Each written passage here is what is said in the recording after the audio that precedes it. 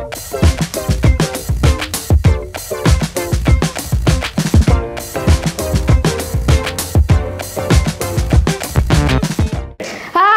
Pipers, kembali lagi dengan saya Kak Dinda.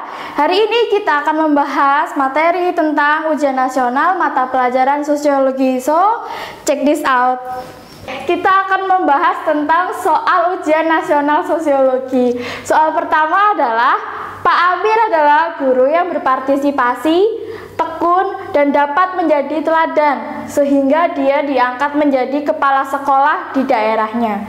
Jenis mobilitas sosial yang dialami oleh Pak Amir adalah, sebelum menjawab, saya akan menjelaskan dulu tentang apa sih mobilitas sosial itu. Pengertian dari mobilitas sosial itu secara sederhana adalah pergerakan atau pergeseran. Tentang dia itu pergerakannya bisa naik atau turun. Untuk menjawab soal itu, saya akan menjelaskan tentang apa sih intragenerasi, apa itu vertikal turun, apa pengertian dari antar generasi, apa itu pengertian vertikal naik, dan yang terakhir adalah apa itu mobilitas sosial secara horizontal. Yang pertama, intragenerasi adalah mobilitas sosial yang terjadi pada satu generasi. Contohnya, Pak Dajun adalah seorang buruh pabrik, tetapi dengan ketekunannya, dengan sikap uletnya, dia berhasil membuka suatu usaha yang besar. Itu yang dinamakan dengan intragenerasi. Lalu, apa sih yang dimaksud dengan vertikal turun? Mobilitas vertikal secara turun ini mobilitas yang terjadi pergerakannya dari atas lalu dia turun ke bawah. Misalnya dicontohkan di sini adalah seorang pejabat yang tadinya sudah memiliki jabatan tinggi, lalu dia berulah dengan adanya dia berbuat kasus, lalu dia menjadi jabatannya turun. Itu yang dinamakan dengan vertikal turun. Lalu kalau antar generasi pengertiannya adalah mobilisasi maksud saya yang terjadi antar dua generasi, seperti Pak Dadang adalah supir busway, lalu anaknya Rizky menjadi seorang dosen. Itu yang dinamakan dengan mobilitas antar generasi. Setelah itu, pengertian dari mobilitas vertikal naik adalah mobilitas vertikal naik itu karena dia yang tadinya biasa-biasa saja lalu mempunyai strata atau atau jabatan tinggi seperti itu. Contohnya adalah ketika kita berusaha semaksimal mungkin, kita akan menjadi orang yang berhasil. Yang tadinya kita hanya seorang pedagang kecil, lalu kita terus-menerus untuk berusaha, lalu kita akan memiliki sebuah mitra usaha yang dikembangkan secara maju dan pesat seperti itu. Apa sih pengertian mobilitas sosial secara horizontal? Mobilitas secara horizontal ini pengertiannya adalah mobilitas yang terjadi secara searah kayak gitu. Jadi kalau tadi bedanya vertikal sama horizontal itu, horizontal tidak terlalu menampakkan strata yang pesat gitu. Jadi sama. Untuk menjawab soal yang Pak Amir ini tadi, jawaban yang paling tepat adalah jawaban yang D, vertikal naik. Mengapa demikian? Karena Pak Amir itu guru yang berpartisipasi satu, terus Pak Amir itu guru yang tekun, lalu dia dapat dijadikan seorang teladan. Maka dari itu, dari sikap-sikapnya inilah yang menjadikan dia diangkat sebagai kepala sekolah di daerahnya. Oke, lanjut ke soal nomor 2, yaitu masyarakat menghina atau mengejek seseorang yang berperilaku menyimpang karena dikhawatirkan menggoyahkan stabilitas sosial untuk kehidupan bermasyarakat. Bentuk pengendalian sosial yang digunakan adalah, sebelum menjawab pertanyaannya, apa sih pengertian pengendalian sosial. Pengendalian sosial itu adalah cara untuk mengontrol seseorang atau individu untuk bertindak sesuai dengan norma dan nilai yang berlaku di masyarakat. Jadi dia tidak bertindak menyimpang seperti itu. Nah, itu tadi pengertian pengendalian sosial. Nah, bentuk pengendalian sosialnya yang pertama itu kayak ada desas-desus, intimidasi, cemoohan, hukuman, dan gosip. Nah, pengertian desas-desus ini sendiri itu seperti kalian tahu desas-desus itu belum jelas. Jadi kayak masih adanya kabar burung yang masih arah ke A, arah ke Z seperti itu. Pengertian dari intimidasi sendiri itu adalah perbuatan yang dilakukan seseorang agar individu lain itu merasa dia itu takut akan cedera, kayak gitu. Maksudnya takut akan cedera itu apa ya? Takut akan dia salah seperti itu. Nah, jawaban yang C adalah cemoohan. Cemoohan itu apa sih? Cemoohan adalah ya seperti kata-kata yang kasar, kata-kata yang melukai hati untuk seseorang ketika seseorang itu berbuat menyimpang yang tidak sesuai dengan nilai dan norma sosial yang berlaku. Nah, kalau hukuman, adik-adik tahu sendiri hukuman itu seperti apa? Hukuman itu ketika seseorang melakukan perbuatan menyimpang, contohnya dengan mencuri, nah dia akan dihukum masuk penjara mungkin, atau hukuman sosialnya yaitu dia mendapatkan gunjingan dari tetangga atau keluarga yang lain. Yang E adalah gosip. Apa sih gosip itu? Kalian tahu sendiri, gosip itu adalah gunjingan kayak gitu. Jadi ini tuh lebih cenderung untuk omong kosong yang apa ya istilahnya mengarah ke ikut mencampuri urusan orang lain seperti itu. Nah, di sini pasti adik-adik udah tahu mana jawaban yang paling tepat dari soal nomor 2. Jawaban yang paling tepat adalah cemoohan. Nah, di sini kan masyarakat ada kata kuncinya, menghina atau mengejek seseorang yang berperilaku menyimpang karena dikhawatirkan akan menggoyahkan stabilitas sosial kehidupan bermasyarakat seperti itu. Jadi, Dek, jawabannya yang cemoohan ya, kayak gitu. Oke, lanjut ke soal ujian nasional sosiologi nomor 3. Nomor 3 ini soalnya adalah komandan upacara memberi aba-aba kepada peserta upacara dan dipatuhi sehingga terjadi interaksi sosial yang baik. Ciri yang sangat menonjol dalam contoh interaksi tersebut adalah, nah, sebelum menjawab pertanyaan ini, apa sih pengertian dari interaksi sosial? Ada yang tahu interaksi itu apa? Mari kakak jelaskan. Interaksi sosial adalah hubungan antar individu ke individu atau individu ke kelompok atau kelompok dengan kelompok seperti itu. Nah, dalam interaksi sosial ini kita harus mempunyai 2 syarat, yaitu kontak dan komunikasi. Jadi kalau sendirian itu kita berarti sedang tidak berinteraksi. Kalau kita dengan orang lain atau kita dengan kelompok berarti kita sedang berinteraksi seperti itu. Nah, di sini jawaban yang paling tepat yaitu adalah terjadinya komunikasi. Karena apa? Komandan upacara itu kan memberi aba-aba nih kepada peserta upacara dan peserta upacaranya itu mematuhi sang komandan. Nah, maka dari itu jawabannya tepat itu terjadinya komunikasi dan bukan waktu dilaksanakan upacara atau tata tertib upacara bendera atau komandan yang tegas dan atau siswa-siswi yang penurut. Jadi jawaban A, B, D, E ini kurang tepat. Ya memang A, B, D, E ini ada dalam unsur si komandan ini memberi aba-aba dan dipatuhi seperti itu. Tetapi yang paling tepat adalah jawabannya terjadinya komunikasi. Seperti itu adik-adik, paham? Lanjut ke soal nomor 4 ujian nasional sosiologi.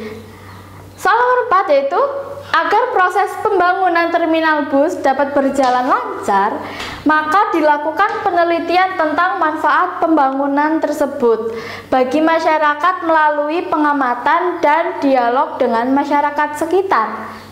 Pengumpulan dan penelitian tersebut menggunakan metode. Nah, sebelum menjawab pertanyaan, saya akan menjelaskan tentang apa itu metode.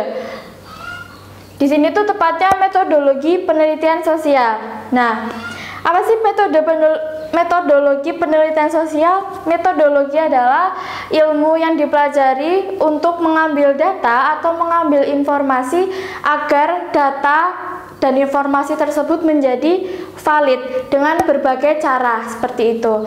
Nah, di sini pilihannya ada dokumentasi dan interview, observasi dan dokumentasi, observasi dan interview, angket dan observasi partisipasi, yang E adalah survei dan kuesioner. Nah, adik-adik tahu nggak, soal ini termasuk jenis penelitian berdasarkan data?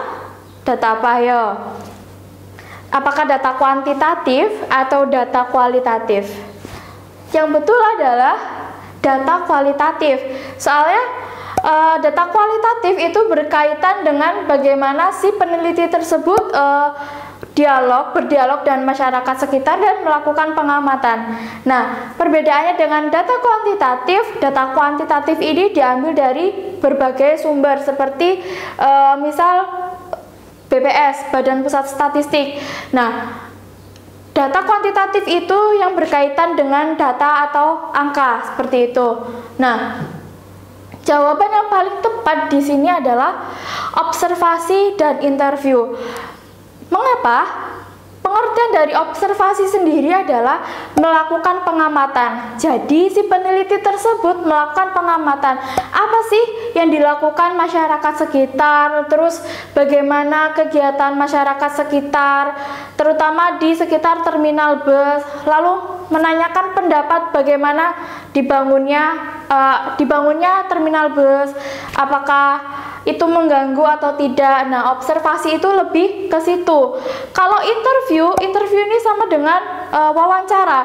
Jadi observasi dan interview ini dilakukan oleh pengamat untuk mendapatkan informasi secara mendalam seperti itu melalui observasi dan interview ini. Jadi si peneliti itu dia selain meneliti, selain menginterview si masyarakat tersebut, dia juga sambil mengamati. Tetapi observasi ini mengamati secara diam-diam, jadi tidak menampakkan dia sedang melakukan pengamatan kegiatan masyarakat tersebut seperti itu. Jawaban yang tepat adalah observasi dan interview. Nah, di sini kakak akan menjelaskan tentang dokumentasi.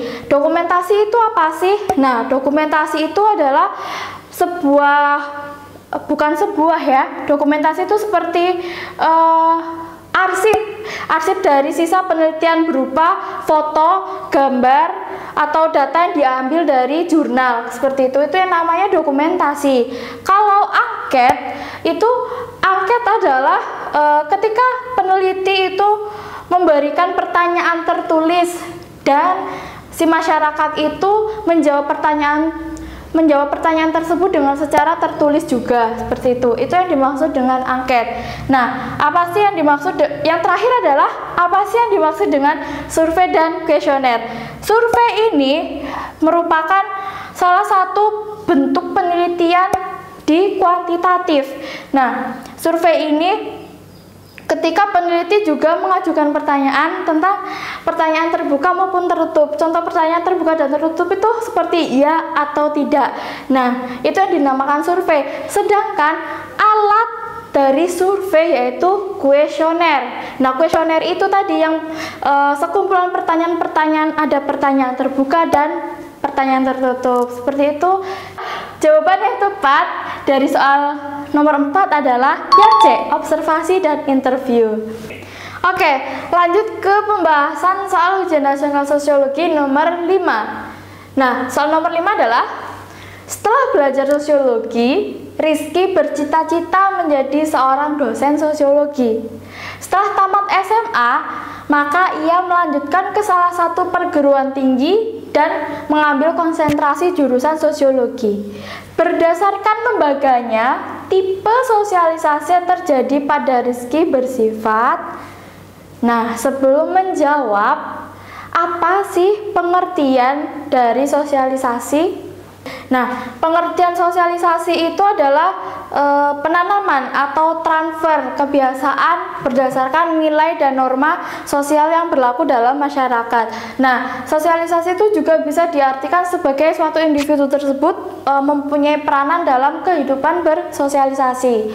Nah, di sini kan jawabannya ada tertutup, terbuka, formal, primer, sekunder. Nah, kita di soal itu ada kata kuncinya yaitu lembaga. Jadi kita sudah bisa menjawab ya, berdasarkan kata kunci lembaga itu kita sudah bisa menjawab bersifat formal. Sosialis tersebut bersifat formal karena lembaga ini tuh sudah mempunyai aturan-aturan resmi dari pemerintah seperti itu. Nah, yang diartikan formal sendiri pun seperti itu.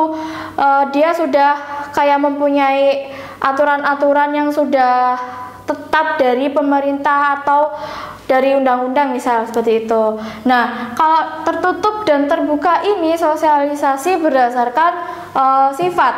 Nah, sosialisasi tertutup ini pengertiannya yaitu ketika kita tidak bisa melakukan transfer atau kebiasaan itu keluar dari sifat asli kita. Maksudnya sifat asli kita itu ya jika kita bersosialisasi dengan masyarakat ya kita sudah menjadi seperti ini, sudah menjadi peranan kita seperti ini untuk menjalani aktivitas. Nah, jawaban yang A ini kurang tepat karena apa? Sosialisasi tertutup ini kita itu sudah menjadi diri kita, sudah memiliki peran diri kita sejak lahir seperti itu, terutama di dalam keluarga. Jika sosialisasi terbuka yaitu kita bisa apa ya istilahnya, kita bisa menjamah kayak gitu, menjamah dunia luar sesuai dengan kemampuan yang kita bisa. Jika sosialisasi primer adalah sosialisasi ketika terjadi pertama kali ketika kita dilahirkan, yaitu di dalam keluarga. Nah, pengertian dari sosialisasi sekunder adalah ketika kita sudah bisa memiliki peran di dalam masyarakat. Artinya adalah kita sudah bisa keluar dari peranan dalam keluarga seperti itu. Jika kita di keluarga kita menjadi anak, tetapi ketika kita berada di luar lingkup keluarga kita akan menjadi seseorang yang memiliki peranan tertentu seperti itu. Nah, jadi jawaban yang paling tepat adalah bersifat formal ya adik-adik. Oke Sobat Bibers, cukup sekian pelajaran dari kakak tentang materi soal ujian nasional sosiologi. Semoga bermanfaat untuk kalian semua ya. Oh iya, jangan lupa untuk tetap like, komen, dan subscribe channel Biper Pusat dan aktifkan loncengnya agar kalian dapat notifikasi dari kita. Oke, sampai sekian, dadah.